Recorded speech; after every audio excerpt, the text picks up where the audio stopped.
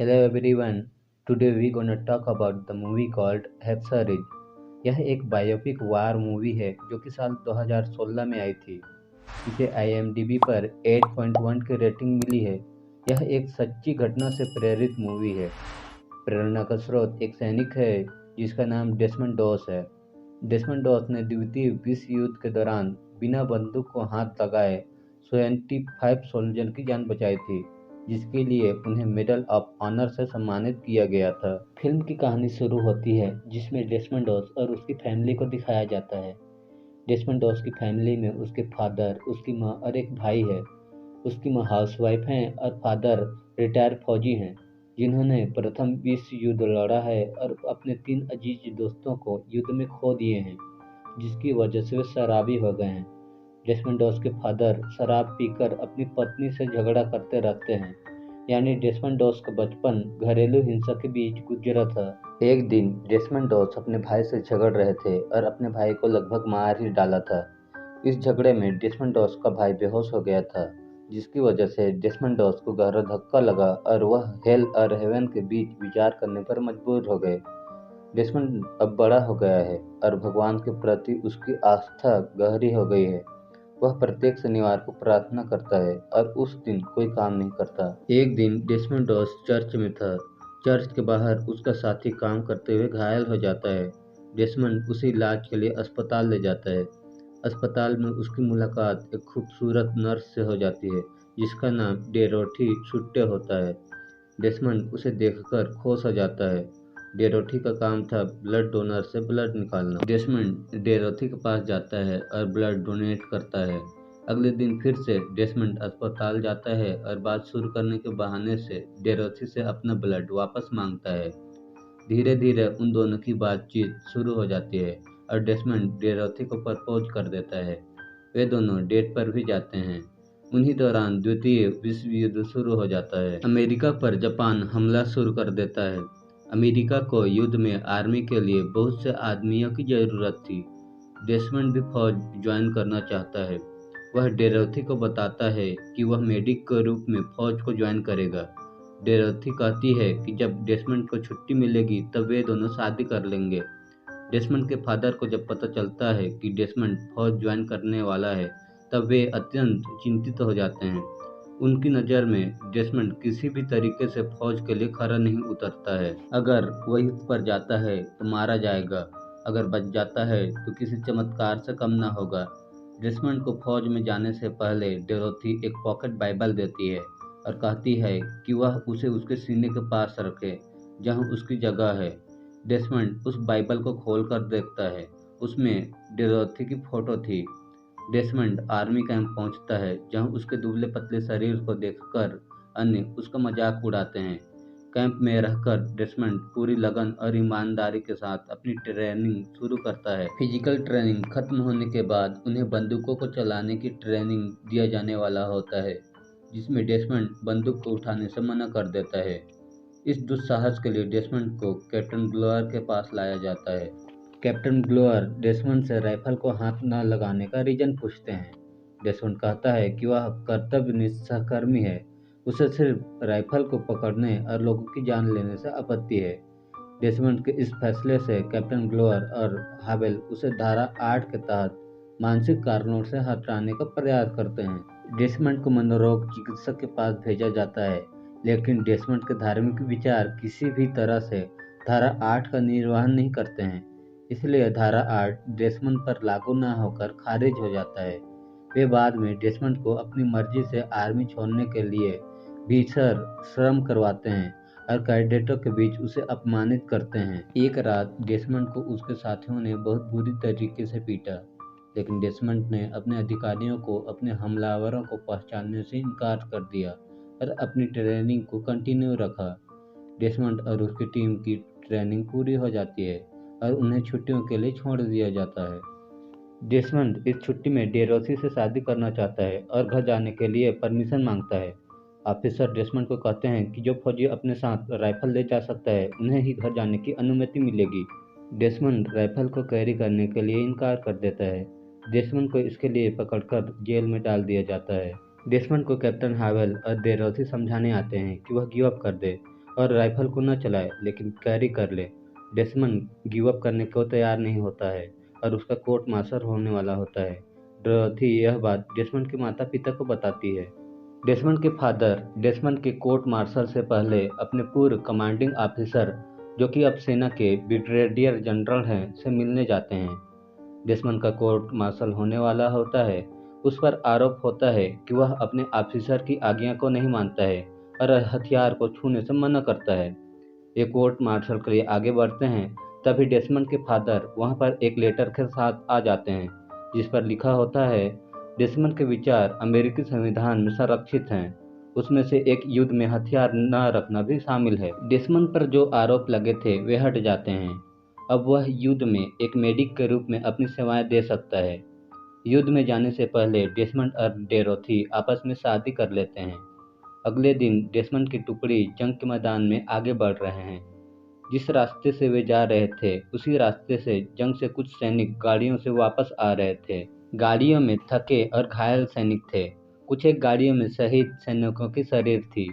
कुछ सैनिक इतने बदकिस्मत थे कि उनकी लाशें जंग के मैदान में पड़े थे और उन्हें कीड़े मकोड़े खा रहे थे।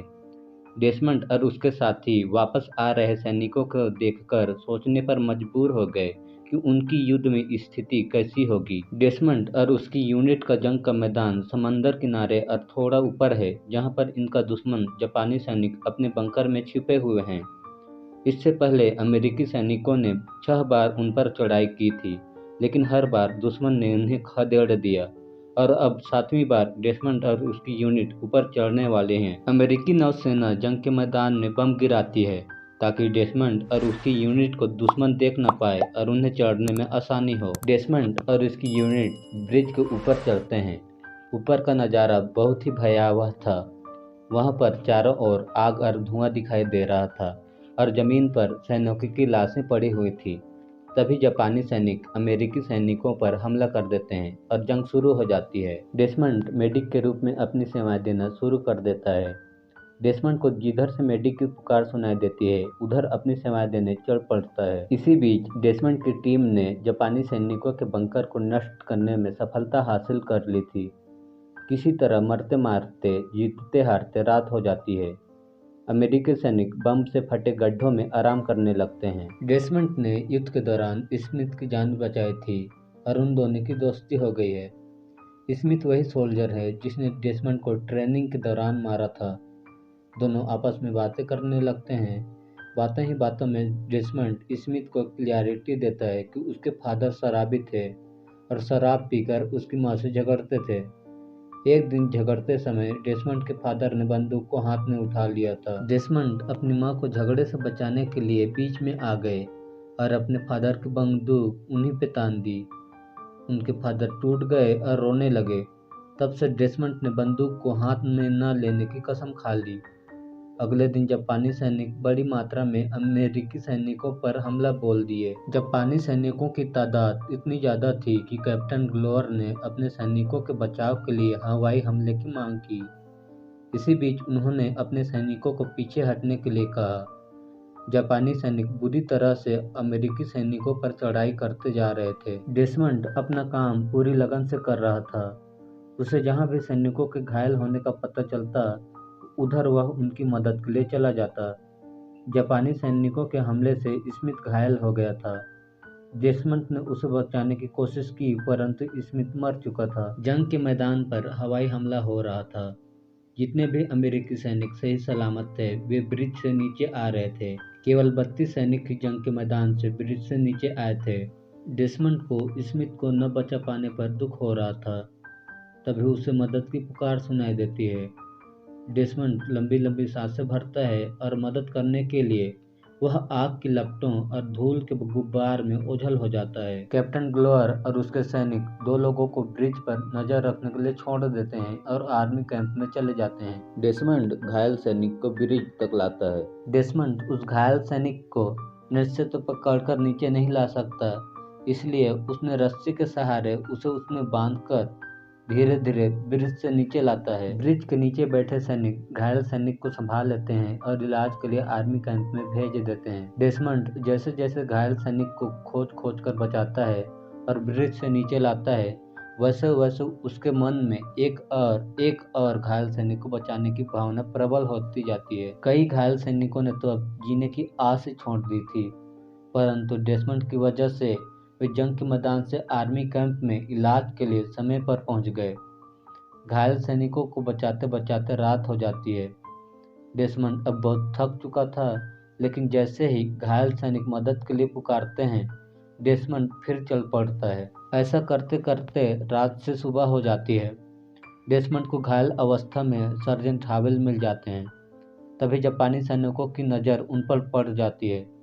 डेसमंड सर्जेंट हावेल को किसी तरह से खींचकर ब्रिज तक लाता है।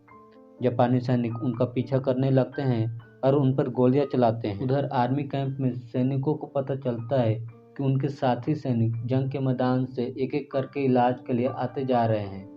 यह बात वो कैप्टन ग्लोअर को बताते हैं।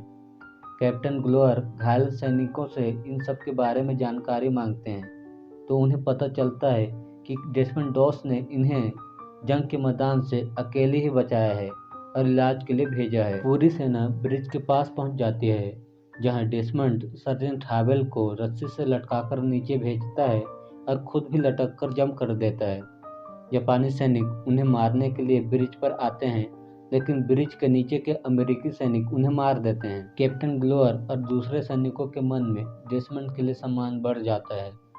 डेसमंड आर्मी कैंप में आता है और अपनी मलहम पट्टी करवाता है। डेसमंड एक जगह अकेला बैठा होता है। वहां पर कैप्टन ग्लोअर भी आ जाते हैं। कैप्टन ग्लोअर डेसमंड से माफी मांगते हैं कि उन्होंने डेसमंड की आस्था को कायरता के रूप में देखा। कैप्टन ग्लोअर कहते हैं कि कल आपके आराम करने का दिन है और हमें फिर से जंग के मैदान में जाना है। आपने जो कल सैनिकों की जान बचाई थी, वह चमत्कार से कम नहीं है। सैनिक आपके बिना वहां नहीं जाना चाहते हैं। आपने जो कल किया, उसका एक टुकड़ा भी अगर मिल जाए उन्हें, तो वह उनके लिए पर्याप्त होगा। वे आस्था में नहीं मानते हैं, लेकिन वे इतना मानते हैं कि आप कितना मानते हैं। अगले सीन में हम देखते हैं कि सैनिक ब्रिज से ऊपर चढ़ने को तैयार हैं और तब तक रुके रहते हैं जब तक कि डेसमंड दोस्त की प्रार्थना पूरी नहीं हो जाती। डेसमंड की प्रार्थना खत्म होते ही सैनिक ब्रिज के ऊपर जाते हैं और घमासान युद्ध शुरू हो जाता है। जापानी सैनिक आत्मसमर्पण का दिखावा करते हैं और अमेरिकी सैनिकों पर हैंड ग्रेनेड फेंकते हैं। डेसमंड उस हैंड ग्रेनेड से अपने साथियों को बचाते हुए घायल हो जाता है। डेसमंड को फौरन इलाज के लिए स्ट्रेचर पर लिटाया जाता है। डेसमंड की बाइबल बम के धमाके की वजह से गिर गया था। वह अपनी बाइबल के लिए आवाज लगाता है। एक सैनिक बाइबल लाकर डेसमंड को देता है। डेसमंड को ब्रिज से नीचे लाया जाता है। उन्होंने जंग को जीत लिया था। फिल्म डेसमंड दोस की वास्तविक फुटेज पर स्विच करती है, जहां पर उन्हें सम्मानित करते हुए दिखाया जाता है और फिल्म यहीं पर समाप्त होती है।